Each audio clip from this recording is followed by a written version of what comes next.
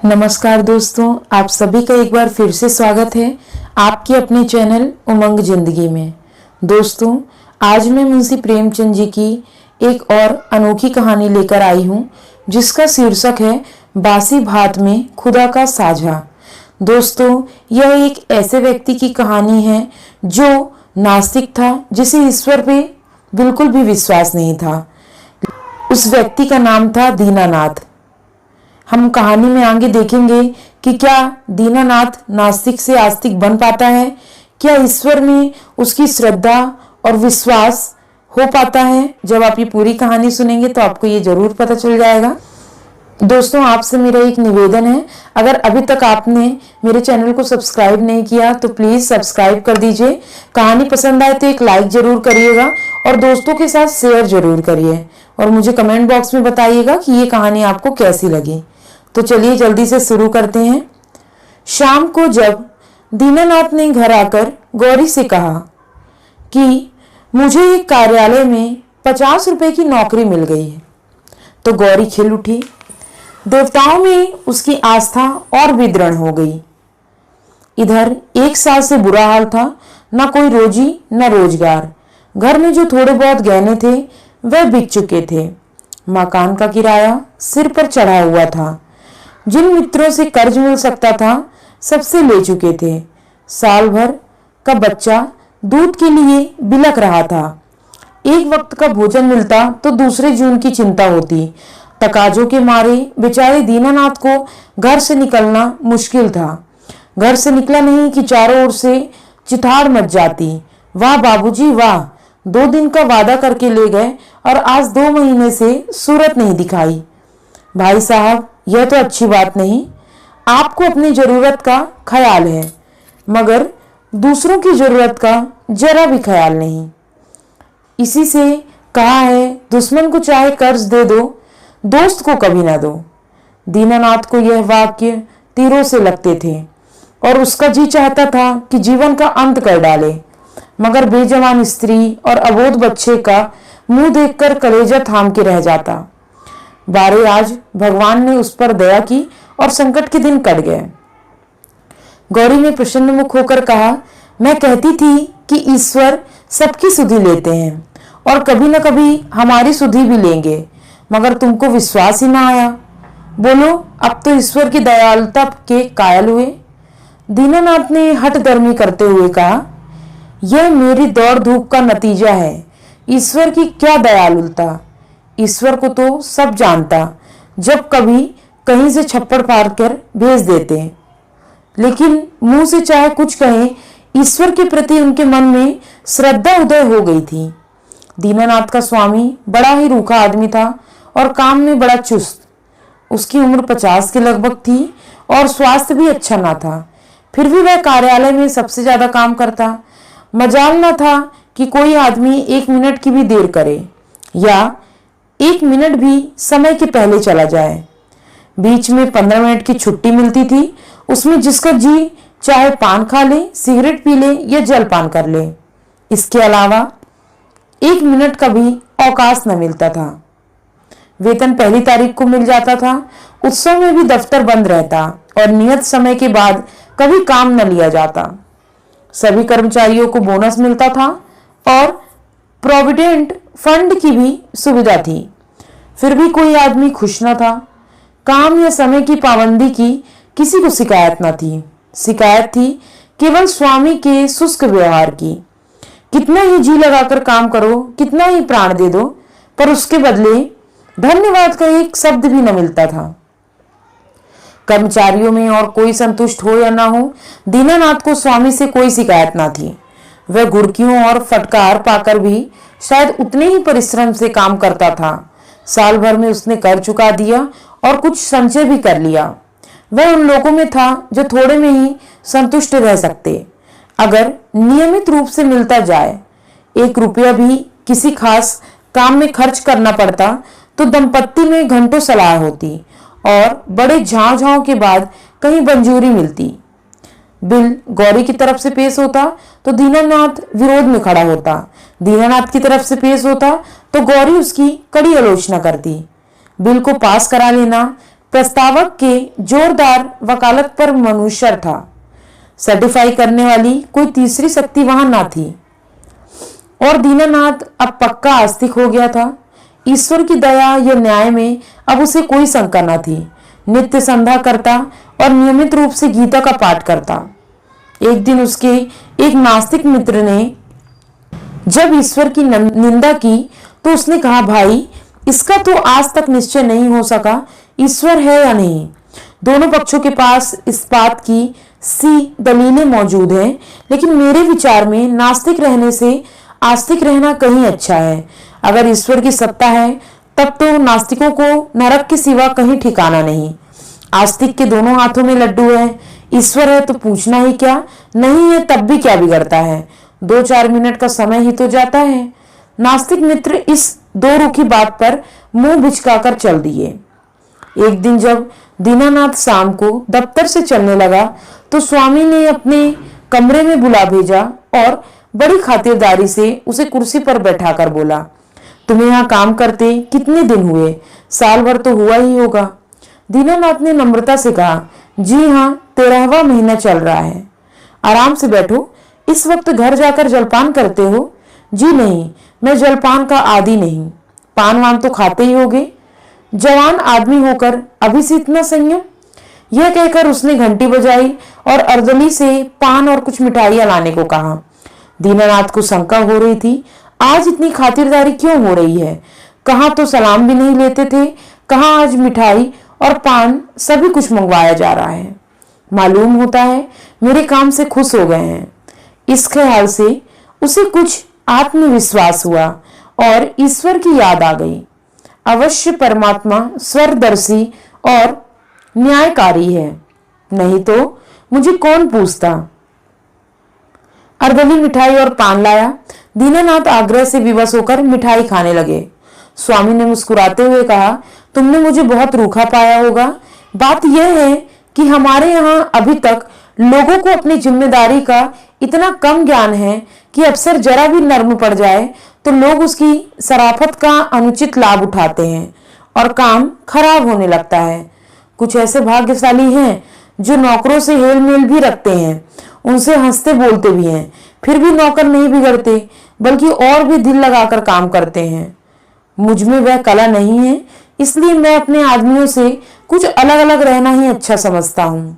और जब तक मुझे इस नीति से कोई हानि भी नहीं हुई, लेकिन मैं आदमियों का रंग ढंग देखता रहता हूँ और सबको परखता रहता हूँ। मैंने तुम्हारे विषय में जो मत स्थिर किया वह यह है कि तुम वफादार हो और मैं तुम्हारे ऊपर विश्वास कर सकता हूँ। इसलिए मैं तुम्हें ज्यादा जिम्मेदारी का काम देना चाहता हूँ, जहां तुम्हें खुद बहुत कम काम करना पड़ेगा, केवल निगरानी करनी पड़ेगी। तुम्हारे वेतन में 50 रुपए की और तरक्की हो जाएगी। मुझे विश्वास है तुमने अब तक जितनी तनदेही से काम किया है उतनी ज्यादा तनदेही आगे भी करोगे। दीनानाथ की आंखों में आंसू भर आए और कंठ की मिठाई कुछ नमकीन हो गई। जी में आया स्वामी के चरणों पर सिर रख दे और कहें, आपकी सेवा के लिए मेरी जान हाजिर है। आपने मेरा जो सम्मान बढ़ाया है मैं उसे निभाने में कोई कसर ना उठा रखूंगा। लेकिन स्वर कांप रहा था और वह केवल कृतज्ञता भरी आंखों से देख कर रह गया। सेठ जी ने एक मोटा सा लेजर निकालते हुए कहा, मैं एक ऐसे काम में तुम्हारी मदद चाहता हूं जिस पर इस कार्यालय का सारा भविष्य टिका हुआ है। इतने आदमियों में से मैंने केवल तुम्हीं पे विश्वास किया है और मुझे आशा है कि तुम मुझे निराश न करोगे। यह पिछले साल का लेजर है और इसमें कुछ ऐसी रकमें दर्ज हो गई हैं जिनके अनुसार कंपनी को कुछ हजार लाभ होता है, लेकिन तुम जानते हो हम कई महीने से घाटे पर काम कर रहे हैं। जिस क्लर्क ने यह लेजर लिखा था उसकी लिखावट तुम्हारी लिखावट से बिल्कुल मिलती है। अगर दोनों लिखावट आमने सामने रख दी जाए तो किसी विशेषज्ञ को भी उनमें खेद करना कठिन हो जाएगा। मैं चाहता हूं तुम लेजर में एक पृष्ठ फिर से लिखकर जोड़ दो और उसी नंबर का पृष्ठ उसमें से निकालो। मैंने पृष्ठ का नंबर छपवा लिया है, एक दफ्तरी भी ठीक कर लिया है, तो जो रात भर में लेजर की जिल्दबंदी कर देगा किसी को पता तक न चलेगा। जरूरत सिर्फ यह है कि तुम अपनी कलम से उस पृष्ठ की नकल कर लो। दीनानाथ ने शंका की, जब उस पृष्ठ की नकल ही करनी है तो उसे निकालने की क्या जरूरत। सेठ जी हंसे, तो क्या तुम समझते हो उस पृष्ठ की हूबहू नकल करनी होगी? मैं कुछ रकमों में परिवर्तन कर दूंगा। मैं तुम्हें विश्वास दिलाता हूँ कि मैं केवल कार्यालय की भलाई के ख्याल से यह कार्यवाही कर रहा हूँ। अगर यह रद्दोबदल न किया तो कार्यालय के 100 आदमियों की जीविका में बाधा पड़ जाएगी। इसमें कुछ सोच विचार करने की जरूरत नहीं, केवल आधे घंटे का काम है। तुम बहुत तेज लिखते हो। कठिन समस्या थी। स्पष्ट था कि उससे जाल बनाने को कहा जा रहा है। उसके पास इस रहस्य का पता लगाने का कोई साधन न था कि सेठ जी जो कुछ कर रहे हैं वह स्वार्थवश होकर या कार्यालय की रक्षा के लिए। लेकिन किसी भी दशा में यह जाल घोर जाल। क्या वह अपनी आत्मा की हत्या करेगा? नहीं, किसी तरह नहीं। उसने डरते डरते कहा, मुझे आप क्षमा करें, मैं यह काम न कर सकूंगा। सेठ जी ने उसी अविचलित मुस्कान के साथ पूछा, क्यों? इसलिए कि यह सरासर जाल है। जाल किसे कहते हैं? किसी हिसाब में उलटफेर करना जाल है।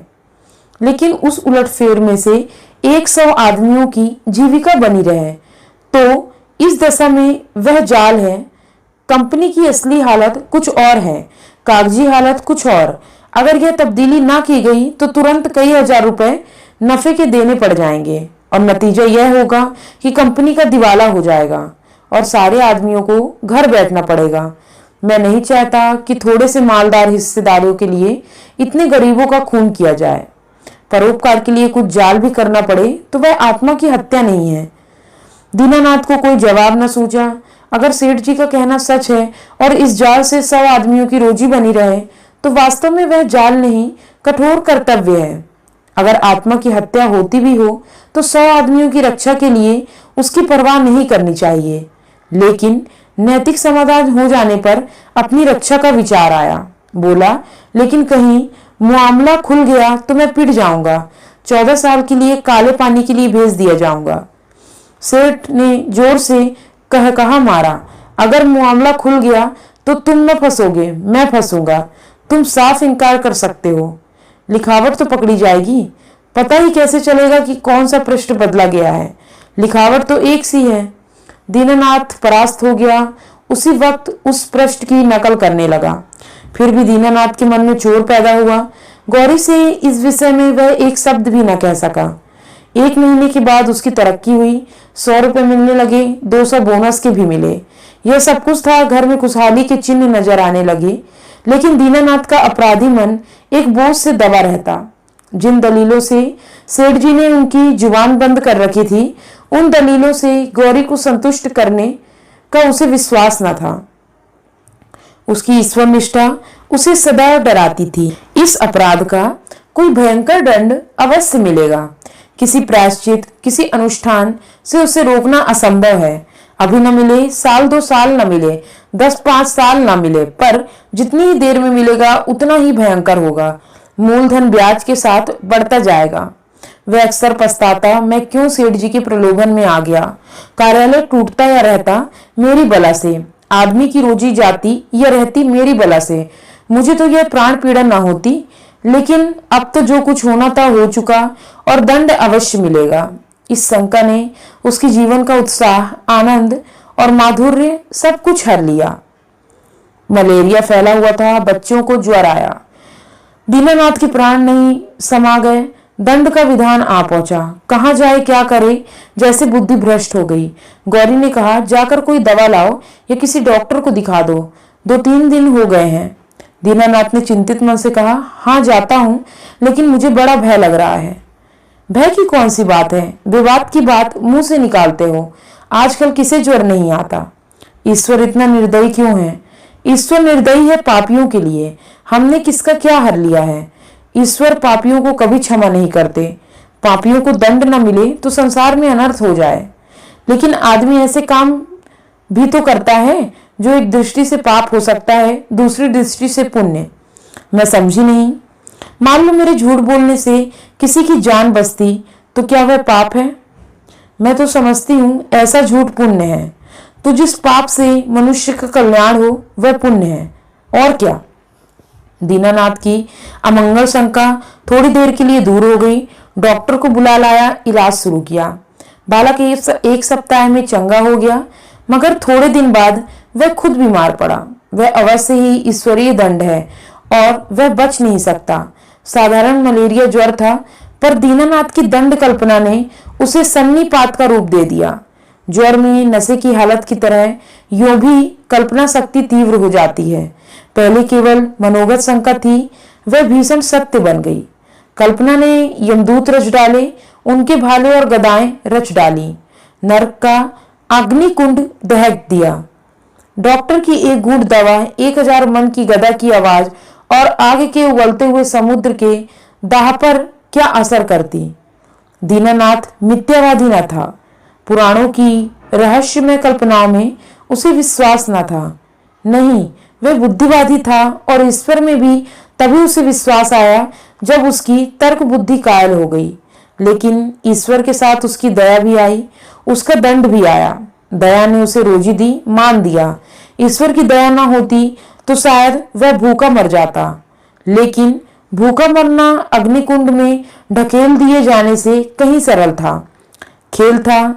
दंड भावना जन्म जन्मांतर के संस्कारों से ऐसी बद्ध मूल हो गई थी मानो उसकी बुद्धि का, उसकी आत्मा का एक अंग हो गई है।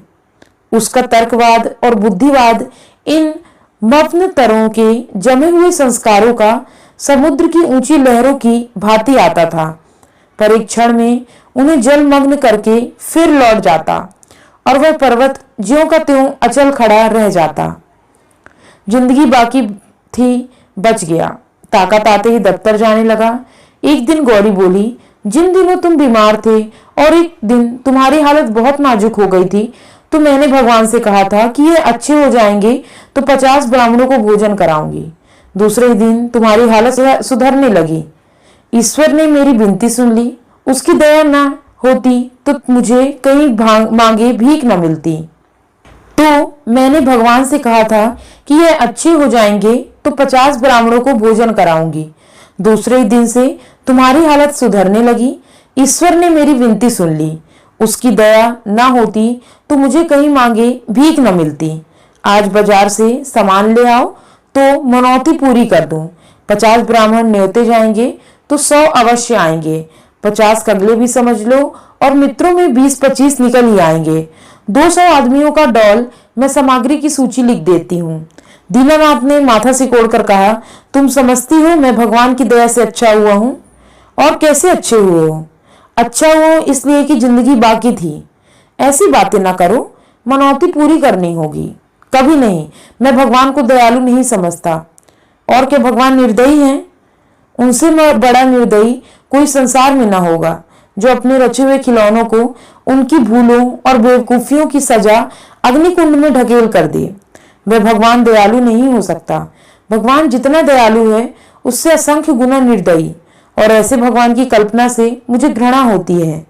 प्रेम सबसे बड़ी शक्ति कही गई है। विचारवानों ने प्रेम को ही जीवन की और संसार की सबसे बड़ी विभूति मानी है। व्यवहार में न सही, आदर्श में प्रेम ही हमारे जीवन का सत्य है।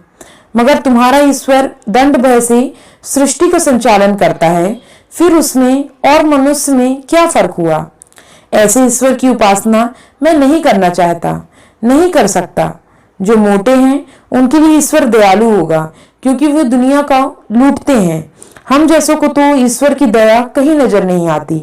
हाँ, भय पग पग पर खड़ा घुरा करता है। यह मत करो नहीं तो ईश्वर दंड देगा, वह मत करो नहीं तो ईश्वर दंड देगा। प्रेम से शासन करना मानवता है, आतंक से शासन करना बर्बरता है। आतंकवादी ईश्वर से तो ईश्वर का ना रहना ही अच्छा है। उसे हृदय से निकालकर मैं उसकी दया और दंड दोनों से मुक्त हो जाना चाहता हूँ। एक कठोर दंड बरसों के प्रेम को मिट्टी में मिला देता है। मैं तुम्हारे ऊपर बराबर जान देता रहता हूँ, लेकिन किसी दिन डंडा लेकर पीट चलूं तो तुम मेरी सूरत न देखोगी। ऐसा आतंक में दंड में जीवन के लिए मैं ईश्वर का एहसान नहीं लेना चाहता। बासी भात में खुदा के साझे की जरूरत नहीं। अगर तुमने अपने ओझ बोझ पर जोर दिया तो मैं जहर खा लूंगा। गौरी उसके मुंह की ओर भयातुर नेत्रों से ताकती रह गई। उम्मीद करती हूँ दोस्तों यह कहानी आपको बेहद पसंद आई होगी। मिलती हूँ अगली कहानी में, तब तक के लिए जय हिंद, वंदे मातरम।